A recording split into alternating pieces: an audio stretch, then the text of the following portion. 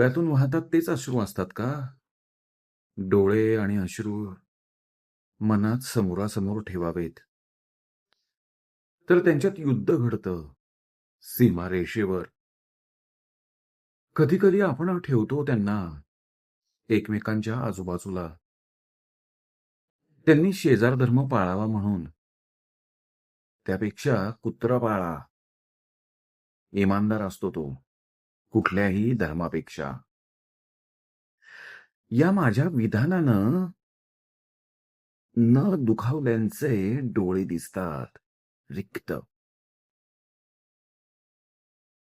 दुखावलेल्यांचे दिसतात केवळ अश्रू, अश्रू डोळे. डोळे आभाळभर पसरलेल्या डोळ्यांमधले. कुठले डोळे कुणाचे? कुठले डोळे कोणाचे? हे कुठलाही धर्म शोधू शकत नाही. नी त्याची गरज नसते अश्रूंना. नी त्याची गरज नसते अश्रूंना.